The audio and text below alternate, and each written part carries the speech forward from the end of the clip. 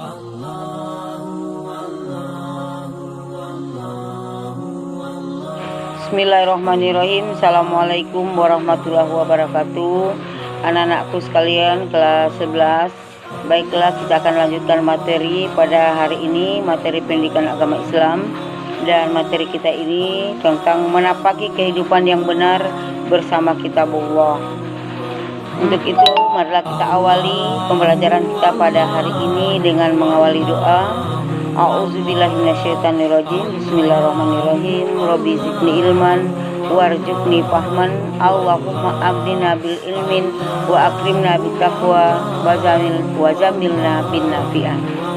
Anak-anakku sekalian, baiklah, kita akan belajar tentang pendidikan agama Islam, tentang menapaki kehidupan bersama dengan kitab-kitab Allah.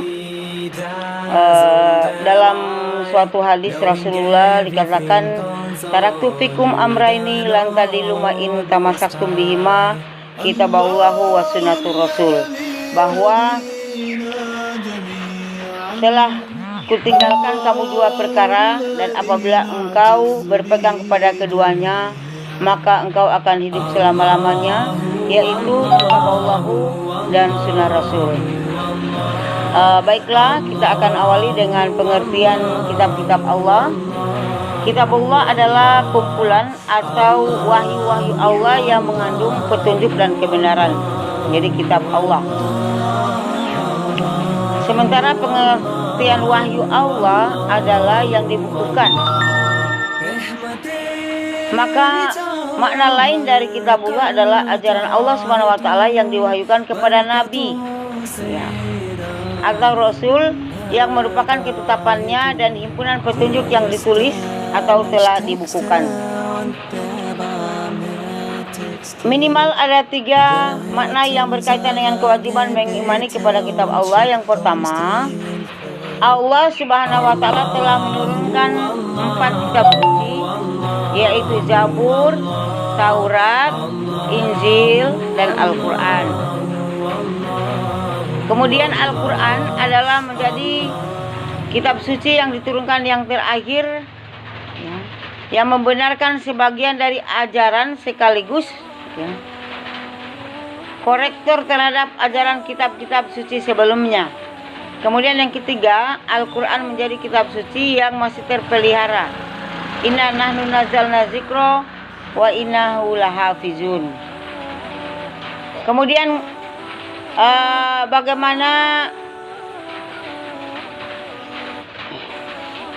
kitab Al-Quran, perbedaan Al-Quran dan kitab suci lainnya? Ada perbedaannya. Yang pertama, kalau Al-Quran menjadi satu-satunya kitab suci yang masih utuh dan dijamin keasliannya. Yang kedua, Al-Quran menjadi satu-satunya standar yang paling layak untuk dijadikan sebagai pedoman kebenaran bagi umat Islam yang bersumber dari Allah Subhanahu wa taala. Yang ketiga, Al-Quran adalah satu-satunya kitab suci yang ditulis sejak masa turunnya dan dihafal oleh ratusan, ribuan, dan jutaan umat Islam, baik itu Rasulullah, sahabat, tabi'in, maupun umat Islam masa kini, sehingga keaslian dan redaksinya terjamin. Kemudian ada namanya mushaf dan ada namanya suhuf. Di samping kitab-kitab ini juga menurunkan sahifah atau suhuf antara lain kepada Nabi Idris, Nabi Ibrahim, Nabi Musa, yang berisi perumpamaan-perumpamaan atau ibarat-ibarat. Kitabullah atau firman Allah itu dapat dibagi menjadi 2. Yang pertama suhuf dan kedua mushaf. Kemudian pentingnya beriman kepada kitab Allah. Apa pentingnya beriman kepada kitab Allah? Semua orang ingin sukses dan berhasil, tetapi tidak semua orang berhasil menggapainya. Karena apa? Disebabkan tidak menempuh jalan-jalan yang sudah dibentangkan oleh Allah. Jalan itu adalah agama yang termaktub dalam kitab Allah Subhanahu wa taala. Jadi pentingnya itu adanya kitab itu sebagai petunjuk kepada kita dalam mengarungi hidup. Kemudian pengertian Al-Quran. Al-Quran adalah firman Allah yang diturunkan melalui perantara malaikat Jibril yang disampaikan kepada Nabi Muhammad SAW.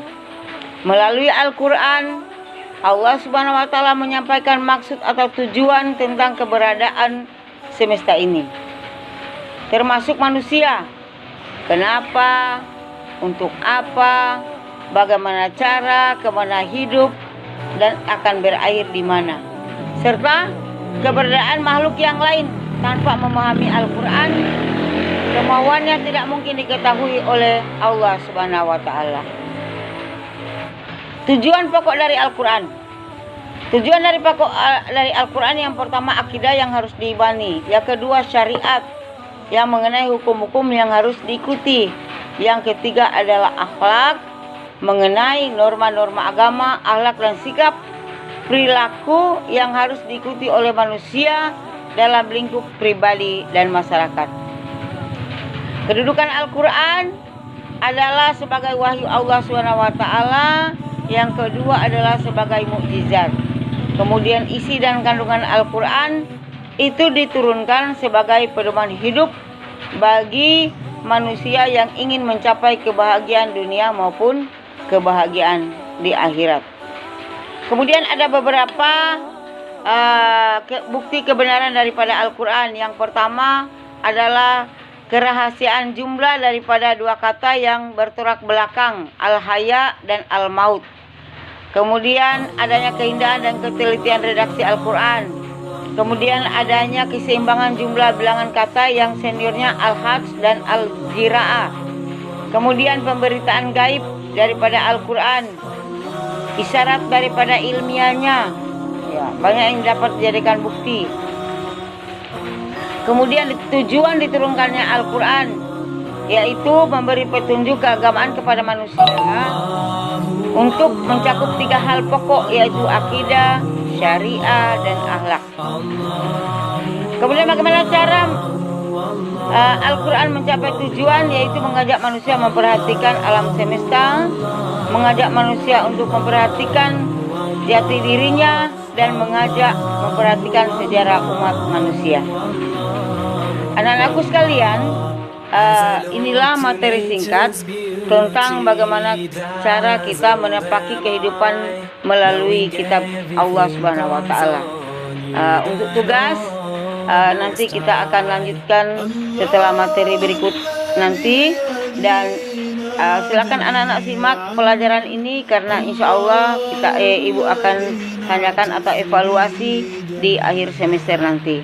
Demikian, billahi taufiq walhidayah. Assalamualaikum warahmatullahi wabarakatuh.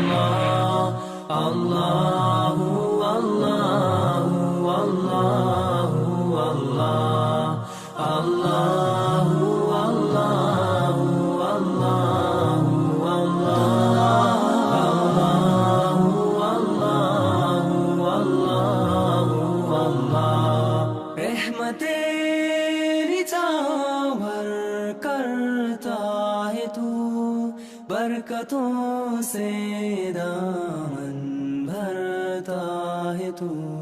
Wer ist der Mächtigste und der Barmherzigste?